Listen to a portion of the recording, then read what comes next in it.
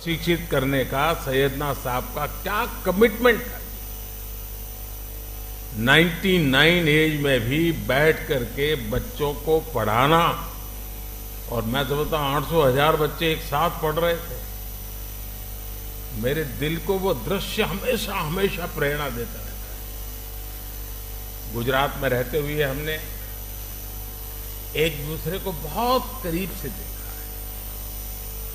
कई रचनात्मक प्रयासों को साथ मिलकर के भी आगे बढ़ाया है। और मुझे याद है सैयदना साहब की शताब्दी का वर्ष हम मना रहे थे और सूरत में हमारा बहुत बड़ा जलसा था, मैं भी था उसमें। तो सैयदना साहब ने मुझसे कहा तुम मुझे बताओ मैं क्या काम करूं। मैंने कहा मैं कौन होता हूं आपको काम बताने वाला। लेकिन उनका बड़ा आग्रह था, तो मैंने कहा देखिए गुजरात को तो हमेशा पानी का संकट रहता है, आप उसमें कुछ जरूर। और मैं आज भी कहता हूं उस एक बात को, आज इतने साल हो गए, पानी के रक्षा के काम में आज भी बोहरा समाज के लोग जी जान से लगे हुए, जी जान से लगे हुए। ये मेरा सौभाग्य है। और इसलिए मैं कहता हूं कुपोषण के खिलाफ लड़ाई से लेकर जल संरक्षण के अभियान तक समाज और सरकार कैसे एक दूसरे की ताकत बन सकते हैं, हमने साथ मिलकर के वो किया है और मैं इसका गौरव अनुभव करता हूं। और विशेषकर हिज होलीनेस सैयदना मोहम्मद बुरहानुद्दीन साहब, उनके साथ जब भी मुझे चर्चाएं करने का अवसर मिला, उनकी सक्रियता, उनका सहयोग मेरे लिए भी एक प्रकार से मार्गदर्शक रहा है। मुझे एक बहुत बड़ी ऊर्जा मिलती थी। और जब मैं गुजरात से दिल्ली गया,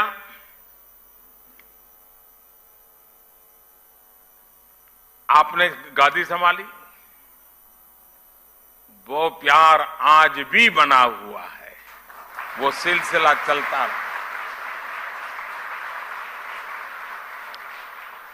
इंदौर के कार्यक्रम में his holiness doctor Syedna Mufaddal Saifuddin साहब और आप सब ने अपना जो स्नेह मुझे दिया था, वो मेरे लिए बहुत अनमोल है। साथियों, मैं देश ही नहीं, जैसा मैंने कहा विदेश में भी कहीं जाता हूं तो मेरे बोहरा भाई बहन रात में अगर 2 बजे भी लैंड किया है तो 2-5 परिवार तो आए ही हैं एयरपोर्ट पे। मैं उनको कभी कहता हूं इतनी ठंड में आप क्यों कष्ट उठाते हैं, नहीं बोले आप आए हैं तो बस हम आ गए। वो दुनिया के किसी भी कोने में क्यों ना हो, किसी भी देश में क्यों ना हो, उनके दिलों में भारत की चिंता और भारत के लिए प्रेम हमेशा दिखाई देता था।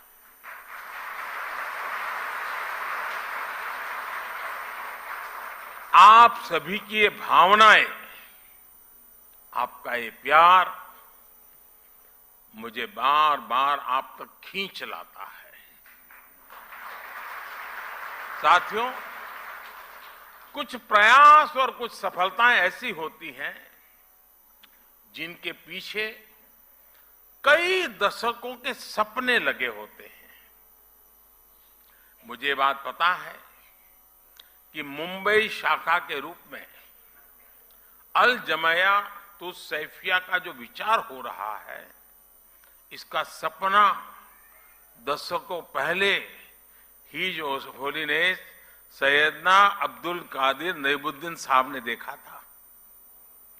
उस समय देश गुलामी के दौर में था।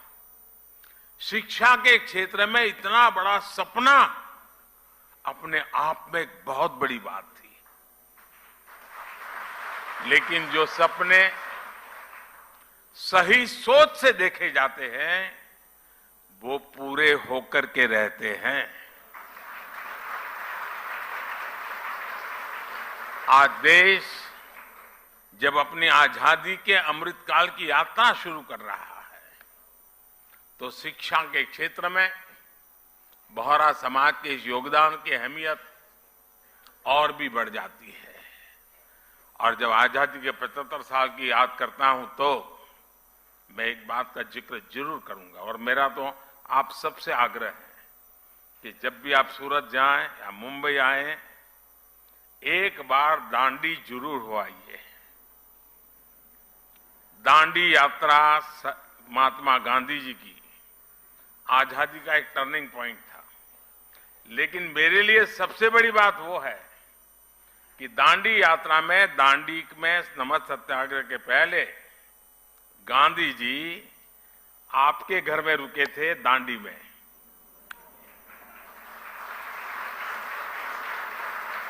और जब मैं मुख्यमंत्री बना तो मैंने आपसे प्रार्थना की, सैयदना साहब से मैंने कहा, सैयदना साहब मेरे दिल में बहुत बड़ी इच्छा है, एक पल के गंवाए बिना वो बहुत बड़ा बंगलो समुद्र के सामने है बिल्कुल, वो पूरा बंगलो मुझे दे दिया और आज वहां बढ़िया स्मारक बना हुआ है। दांडी यात्रा की स्मृति में सैयदना साहब के वो यादें दांडी यात्रा के साथ अमर हो चुकी है जी।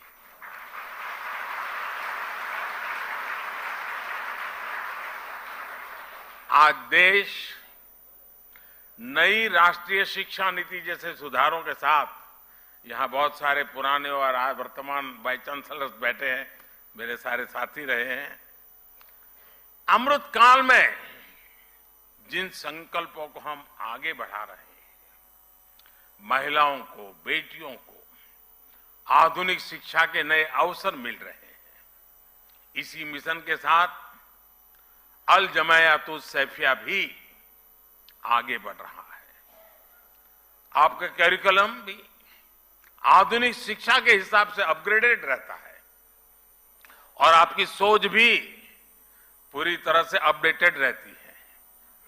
विशेषकर महिलाओं की शिक्षा को लेकर इस संस्था के योगदान सामाजिक बदलाव को एक नई ऊर्जा दे रहा है।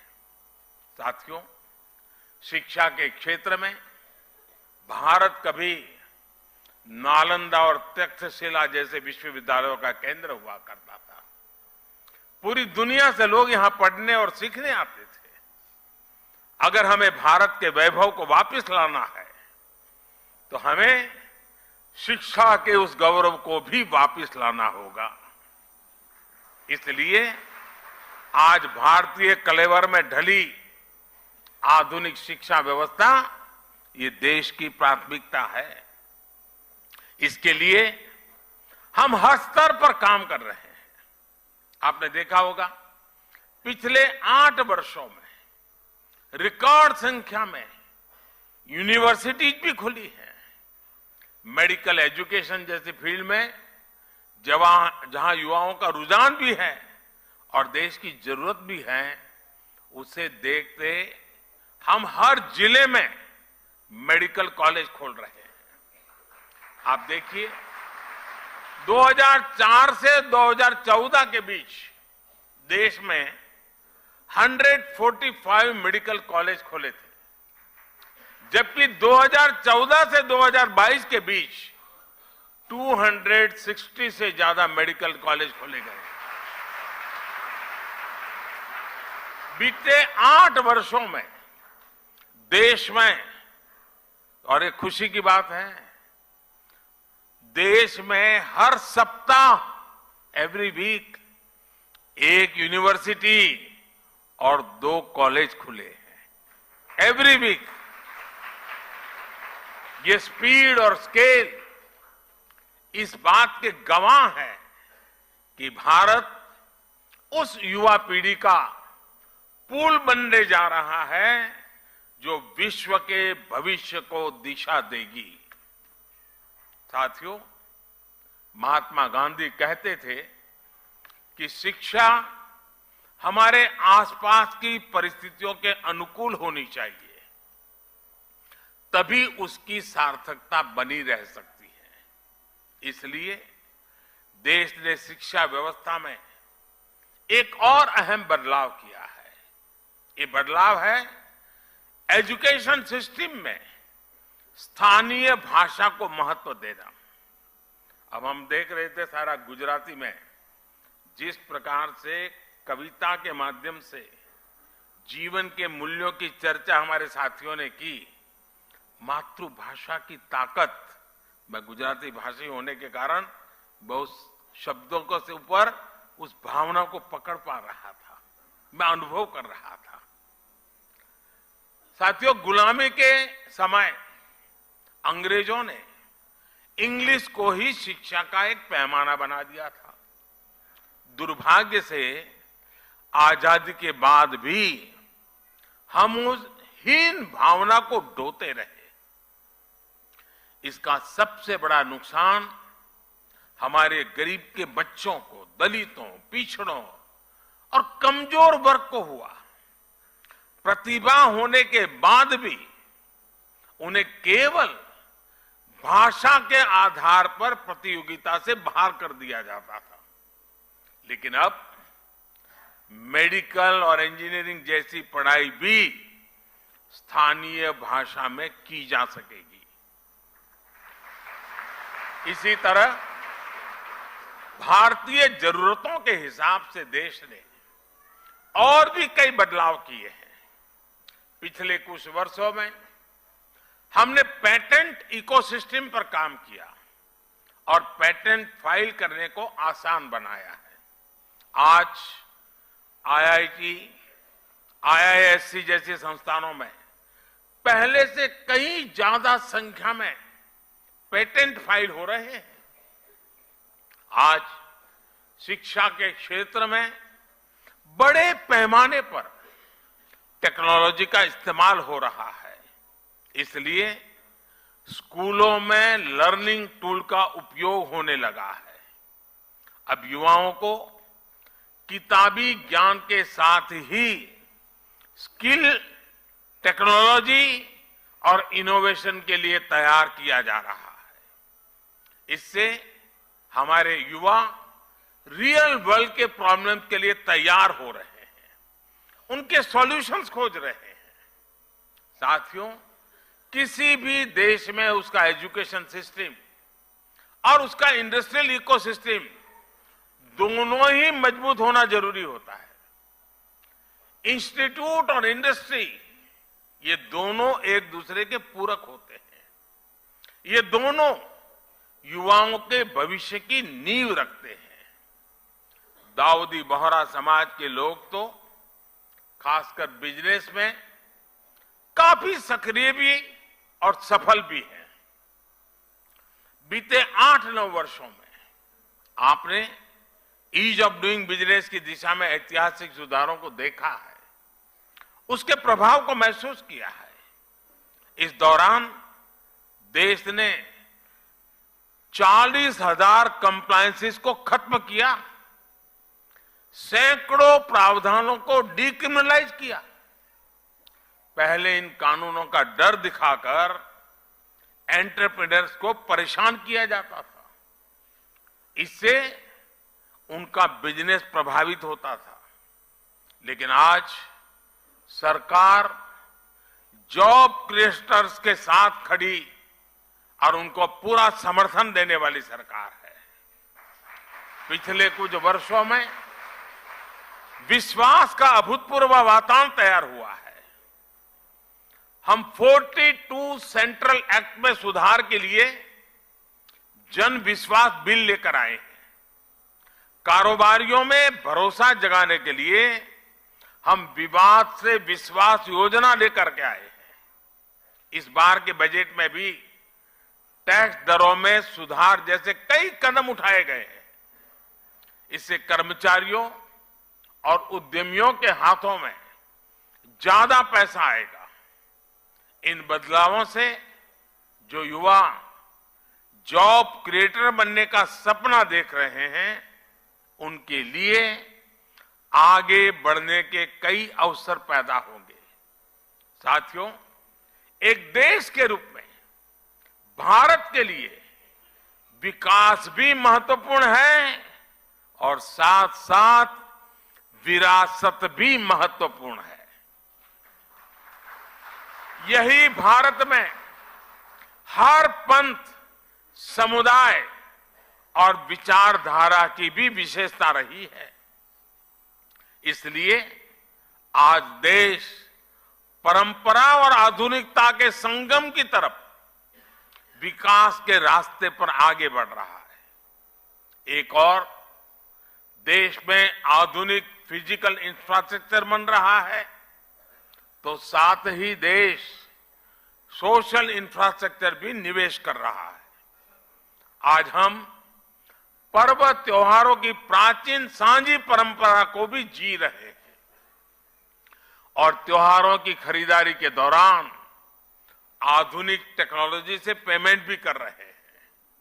आपने देखा होगा इस बार के बजट में नई तकनीकों की मदद से प्राचीन अभिलेखों को डिजिटाइज करने का ऐलान भी किया गया है।